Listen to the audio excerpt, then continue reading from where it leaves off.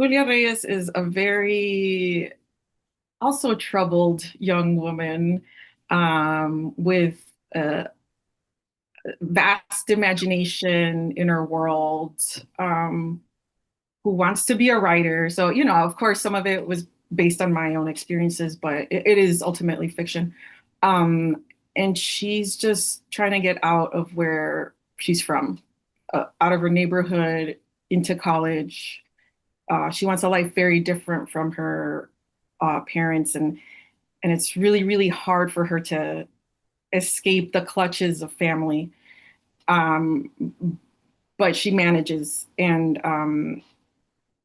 Olga, her sister, is what she believes to be the perfect Mexican daughter, who's like very dutiful, and she dotes on her parents, and she likes to be at home. She doesn't ruffle any feathers, and so um, Julia is always living in that shadow. But it turns out that things are more complicated than you would think, and so that's essentially the story, this coming of age story. As a poet, plot is troublesome, but once it came to me, I was like, oh, exactly. That's how I'm gonna keep it moving. And so it starts with Olga's death. So like that's not a spoiler. The first sentence. Um, and she's trying to like understand her sister now that she's dead because she never really tried to before. And also she found some like incriminating things in her room. And so it's kind of like a mystery. There's love, romantic love, other types of love. Um, it's a coming of age story. So it's doing a lot. Um, and I think that a lot of well, I know that a lot of young women and older women relate to Julia because they tell me so. And the just the reception that I've had is incredible, especially here in Chicago. Like I get mad love wherever I go, and that's not me bragging. It's just the truth, and I feel so honored and grateful that people feel this way about the work because I, I don't know, we didn't have anything like this. When I was growing up, I didn't, and I had Latino stories, Latinx stories, but they were very few, and there was never like a a girl who was this angry and complicated and weird, and like I wanted her to have many layers. And I'll talk about Lorena and Juanga because I love both of them very much. In the plays that I've seen, the different iterations of this story, the dynamic between um, Lorena and Juanga and Julia, it's just so fun and fucked up at the same time.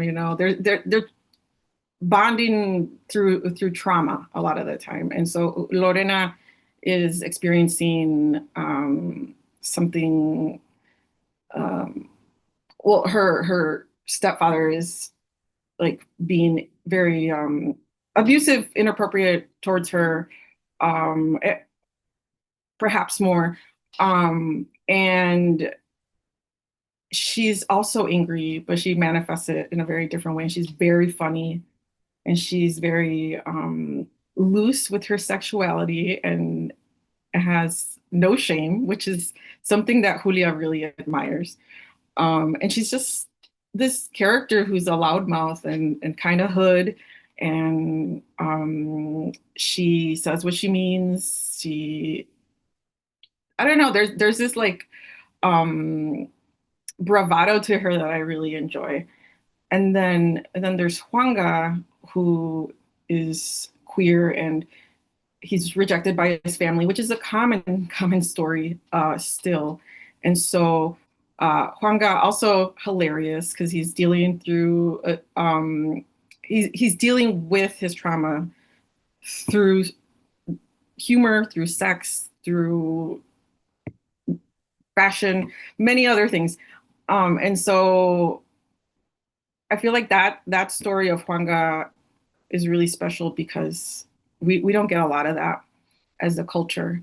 And then there's Connor, who's like the nice white boy, right? And he he doesn't really understand Julia's world, but he means well, but he just doesn't understand what it's like to be impoverished, to be a brown girl, to live on the South Side versus Evanston, and so yeah, I wanted him to be a character who wasn't harmful. I wanted to give her some love, right? And I wanted her to experience pleasure and joy and things like that. And so um yeah, he's not exactly what Lorena would like for her friend.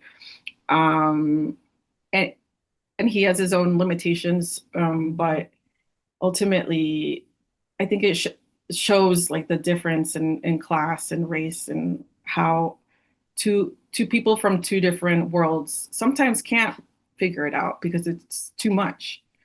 And so, yeah, I have a fondness for Connor. I mean, that's the biggest source of conflict, the mother-daughter wound. And she is sort of an antagonist, and it's just such a common story between immigrant mothers and their daughters, like because there's such a disconnect from where they grew up and where we're growing up.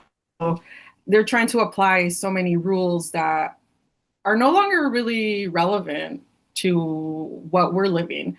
And so there's like a lot of tension, especially if you have, you know, a daughter who has a very independent spirit. That's not typically something that is encouraged. And so um, yeah, the mother, she's traumatized first, you know, experienced some really terrible things and is very disenfranchised. Um, and she is like just deeply hurt by the world. And she takes it out on her daughter, as many mothers do.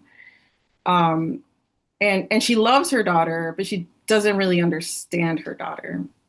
And I think, you know, so many of us have had that experience of like the people that are supposed to love us the most and understand us the most, they don't know how because we're so foreign to them. Like my mom did not see me coming, that's for sure. She was just like, "Whoa, okay."